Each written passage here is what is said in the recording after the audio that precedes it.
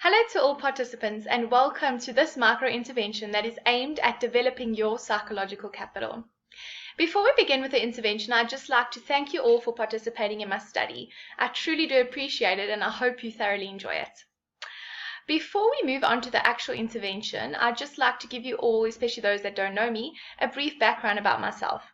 My name is Shayla Menezes. I'm currently studying my Master's in Industrial Organizational Psychology at the University of Witwatersrand. So I assume that you have all read the participant information sheet that you were given when you had to register for this study.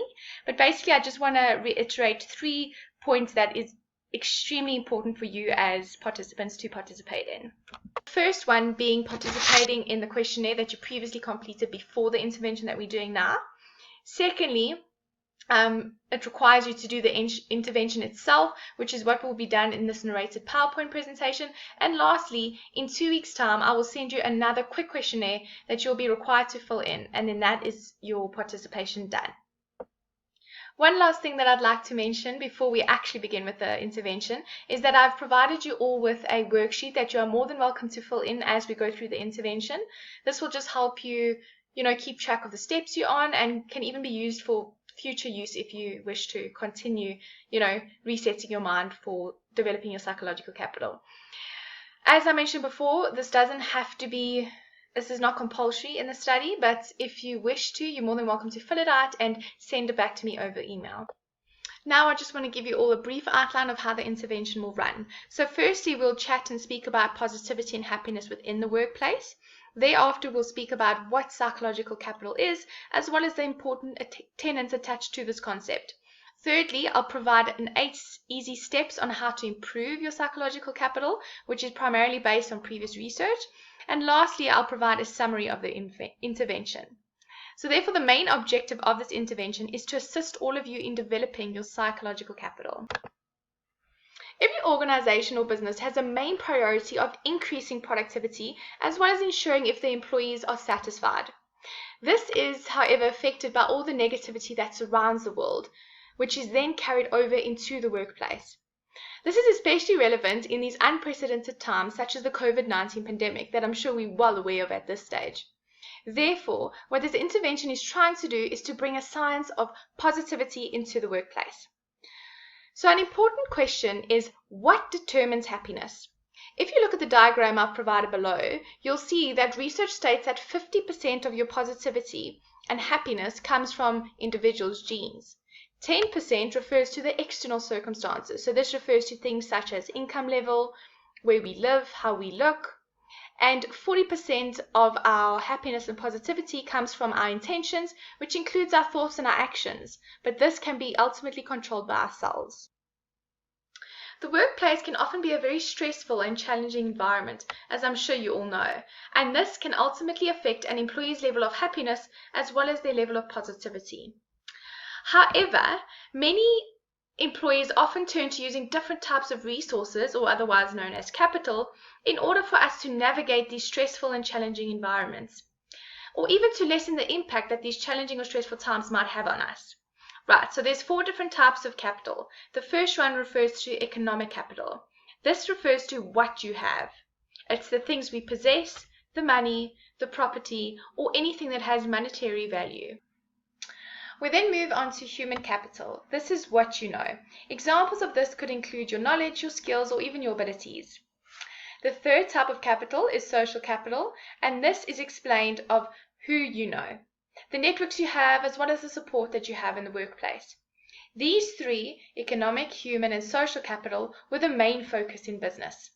However, in more recent years, there has been an increase in using the 4th type of capital. This is referred to as psychological capital, or PsyCap for short. This ultimately refers to who you are, and this type of capital is what we are trying to improve and develop in this intervention. This is a term that is derived from something called positive psychology, which is a discipline that primarily focuses on strengths, vitality, and health, rather than weaknesses, illness, or pathology, which is what psychology is known to encompass. Positive psychology was developed to help and enable healthy and ordinary individuals, and especially employees, to live a more productive and meaningful life. as well as a full realization of the potential that exists in human beings. PsyCab comprises of 4 different domains, namely hope, self-efficacy, optimism, and resilience.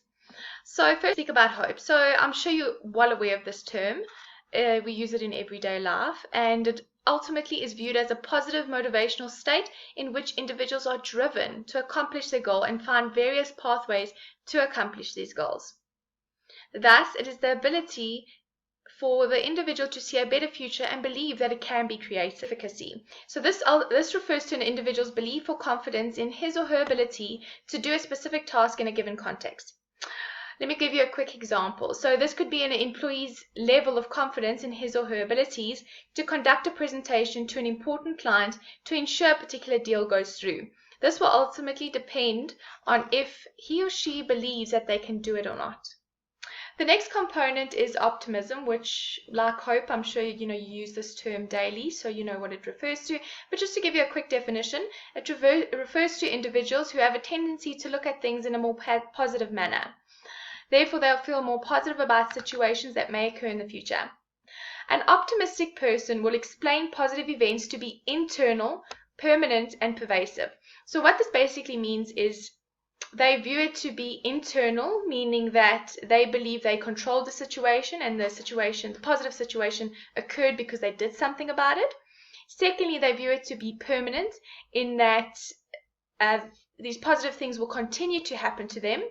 And lastly, they view it to be pervasive in that they view a failure as a specific setback which they can bounce back from. The last component is resiliency, and this refers to an individual's ability to bounce back from failure, uncertainty, or any overwhelming situation. An acronym to remember components that make up an individual PsyCab is HERO. So just constantly when you think back to this intervention, just think of you're developing the hero within. I know it's cheesy, but it's catchy. Just going back to the diagram I spoke about earlier, I just want to kind of put things in perspective and enhance your understanding so that it all comes together.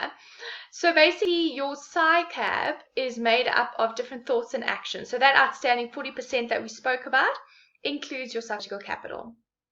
Moving on, psychological capital within the workplace is referred to as positive organizational behavior. The main researcher of this was Luthans, and he did many research on psychological capital and came up with an invention that is likely to improve an individual's psychological capital. He basically stated that he did tons of research and he showed that psychological capital can be developed, managed, even improved by the use of particular interventions in which specifically focuses on enhancing these 4 hero components in individuals. Now onto the important part. I'm sure you guys are wondering, but what does developing my PsyCab have any benefit to me? Well, there are various benefits and the list goes on. So the first one being that this increased psychological capital could increase your job satisfaction. It could increase your commitment to the company you work for. You can be more adaptive to changes that occur in the workplace. You will less likely have intentions to quit. You will have less job stress, an increase in job performance, and lastly, you are less likely to experience burnout. Now that you know the basics about what psychological capital is, let's make you gain all these benefits by the simple intervention that only takes 8 easy steps, which is proven by research to work.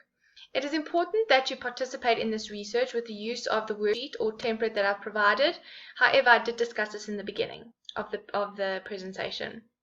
It's important to note that even though this intervention has only 8 steps, it is a work in progress in which individuals need to continuously practice and engage in these various steps to allow for one's psychological capital to optimally improve. The first step is to describe a challenging situation that is not going as you would like. This should be a challenging situation within the workplace. For every step, I'll kind of just give you an example, just so I can provide some clarity on how you should go about answering these various steps. The example that I'm going to provide you with is quite a general example. However, I feel that it is a real-life situation that I'm sure many of you are currently facing during this COVID-19 pandemic. During the pandemic, many have had to engage and be involved in workplace activities in their own homes. This is a great struggle for most, especially those who have children and are pressurized to deal with both work deadlines and the role of being a parent day to day, on top of living in these stressful times of this potentially deadly virus. A challenging situation that many face is that they are not meeting their work deadlines and not performing to the best of their abilities due to the various distractions they are faced with daily. They are afraid they might lose their job, not only to their negligence regarding their workload, but due to the financial state of the company. I've provided you with quite a general example. However, your challenge that you write down or you think of needs to be very specific to what you are going through. Remember, you can take as much time as you need. You can pause this video and write down your answers or think about them, and obviously just resume when you're ready. Step 2 requires you to reflect on your mindset. You need to take a minute to understand the nature of your mindset when the situation first occurred as you initially assessed the risk. You need to ask yourself questions such as, how did you respond? Were you energized and ready to rise to the challenge, or were you overwhelmed, defeated, perhaps something else? In relation to the challenge I mentioned earlier, how one could have felt include feeling anxious, maybe angry, stressed, or even overwhelmed when the president announced the nationwide shutdown, and thereafter you had to start working from home. This could be based on the fact that you could already think of all the distractions that were going to take place while trying to work at home.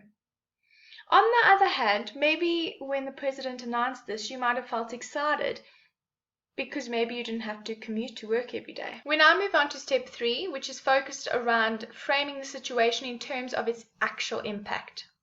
We need to ask questions such as, what is the real risk? Is the risk something in or out of your control? What are your options? Is it possible your initial mindset colored your first assessment, meaning that did your first initial mindset blur the vision for how the future might be? And lastly, are there any different ways to look at the situation that will allow you more options or control over your success? The real risk of the situation that I mentioned earlier could be that you could get distracted and not complete the work tasks or projects that were given to you by your boss. Or, on the other hand, you could neglect your kids and focus on work activities instead of giving them attention when necessary. Now, in terms of looking at the actual situation, the COVID-19 pandemic is out of your control. However, getting distracted and giving your kids attention is in your control. The options for dealing with this is that you could either take this challenge hands-on and make it work, or you could let the distractions get the best of you and encounter major setbacks and possible failures in both work and family life. Your initial judgment of the situation could have blurred your vision, in which you suddenly felt stressed, overwhelmed, anxious, because you suddenly thought of all the things that could go wrong. There is an alternative way to look at the situation, in that it includes seeing it as a time to rise to the challenge and do work tasks in the comfort of your own home, while also being able to spend more time with your kids. Therefore, this lessens your travel time, going to work and taking the children to school, and thus provides spare time, which could lead you to being more productive and successful if you manage your time effectively. Additionally, you could create a schedule to account for all possible distractions and therefore do things in advance when you are able to. You could focus on what you can control, which is your distractions, and ignore or avoid what you cannot control, which in this case is the COVID-19 pandemic.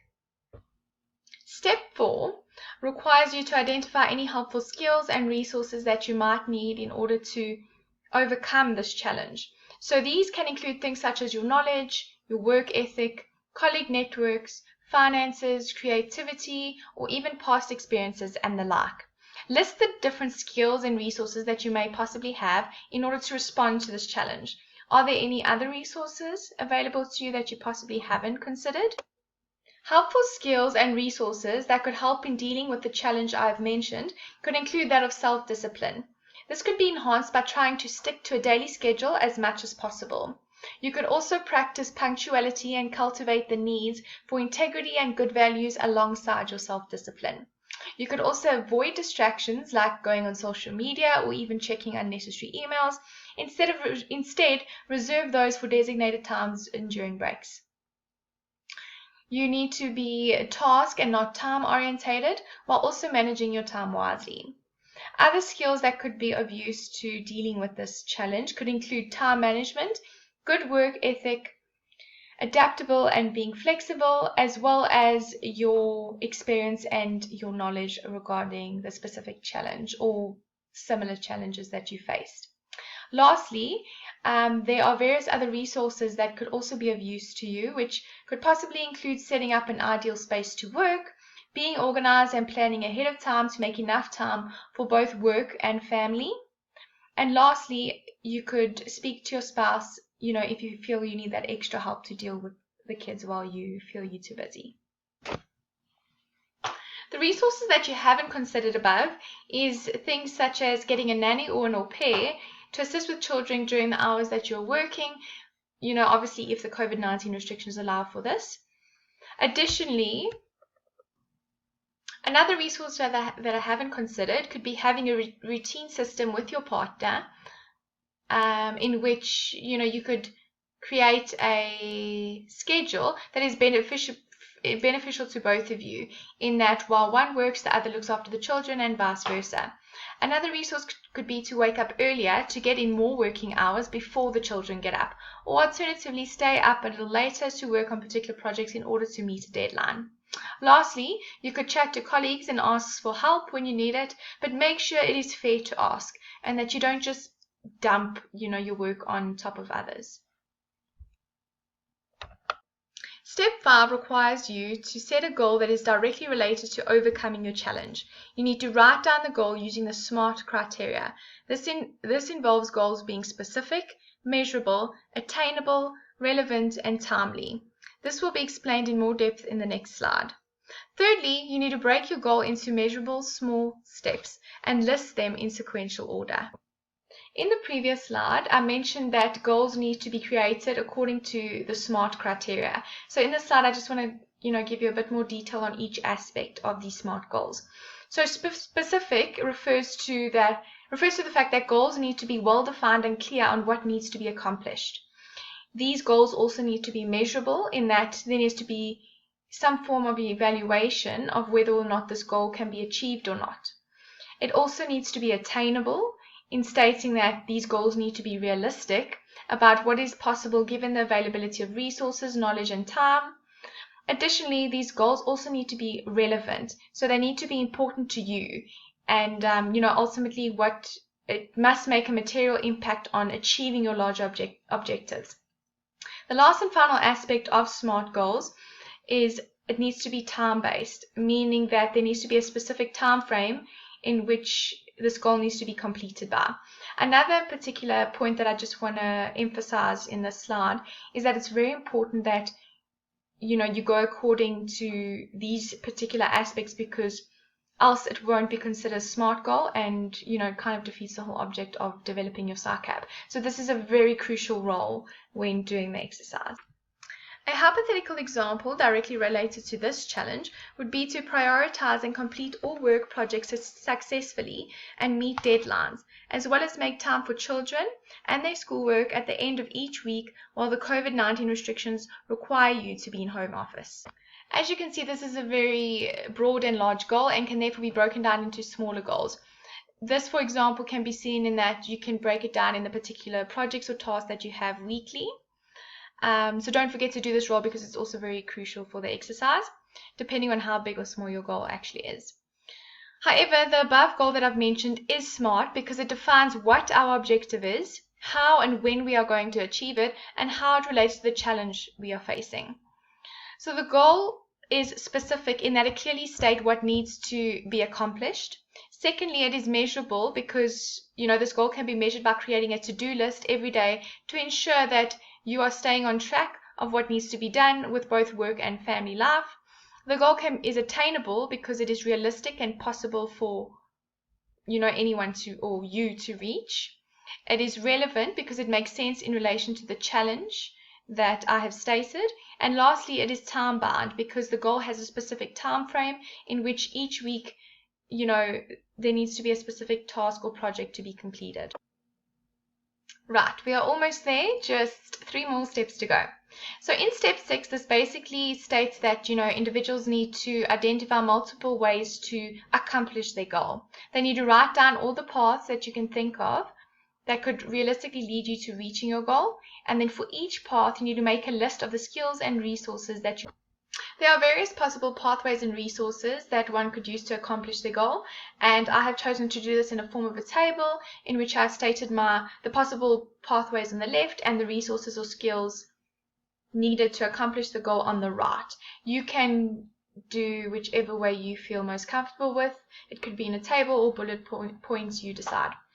So the first possible pathway could be to get a dedicated workspace in order to achieve the goal. And the resources that would need to accomplish this would be a empty or quiet room in order for you to be free from distractions.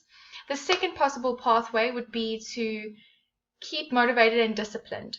The type of skill that would be needed here is a person who is already disciplined in which they could create a routine or make a to-do list. Thirdly, the possible pathway could be to stay in the loop with colleagues, and the skills here that would be crucial would be good communication skills or technological skills in order for the individual to keep connected to others virtually. Lastly, a possible pathway would be to have an open communication with your spouse or your partner in order to plan a schedule. This resource could be accomplished or skill as you and your spouse have an open and honest relationship with each other in which you guys can communicate effectively. I've only mentioned a few possible pathways here. There's a lot more, so just feel free to add how many you wish to include. Step 7 is solely focused on overcoming potential obstacles. So therefore, individuals need to identify and plan ways of how to overcome these. They need to list the obstacles that could get in the way of each path that you identified in step 6. You need to list how you can deal with each of these obstacles, and are there ways around them. You need to be specific. For step 7, I've chosen to tabulate the possible pathways, potential obstacles, as well as the ways to overcome these obstacles. Therefore, I've mentioned my possible pathways that I mentioned in step 6. And obviously added on the 2 other columns to the right. Right, so like you would have remembered, the possible pathway that I mentioned earlier was a dedicated workspace, and the potential obstacle in this pathway could be that there could be disruptions from children. Possible ways to overcome this would be to set clear boundaries for family members and to establish some kind of routine. Secondly, the pathway that I mentioned was to be disciplined and keep motivated. A potential obstacle here could be that one could feel demotivated and therefore not self-disciplined, and ways to overcome this could be to get ready for work as you would on a normal day, as you were going like before COVID restrictions, in order to keep that routine going. Another pathway was to stay in the loop with colleagues, and an obstacle of this could be if you forget because there's just too much to do. A possible way to overcome this would be to set reminders or to make a to-do list. The last and final pathway was to have an open communication with your spouse or partner, and a potential obstacle here could be miscommunication, in which a potential way to overcome this would be to set time aside each day to discuss the agenda for the week to kind of avoid this. The 8th and final step is for individuals to take time to visualize your success, where you need to set aside 10 minutes every day to think through the steps of this worksheet and to visualize your success. You really need to get involved in this. You need to see each step with as much detail as possible and imagine you're using your resources to navigate the different paths towards your goal, with you confidently getting around any obstacle that comes your way. Then visualize yourself reaching that goal and imagine celebrating your win. I know it seems hard to believe that these simple steps can develop or improve your PsyCAB, but give it a chance, because like I mentioned previously, there's so much previous research that has confirmed that this intervention does work. This now brings us to the end of our intervention, and I'd just like to thank all of you for participating in the study once again. I really do appreciate it, and I will chat to you guys soon as I send the next questionnaire in 2 weeks. Thank you so much. Bye.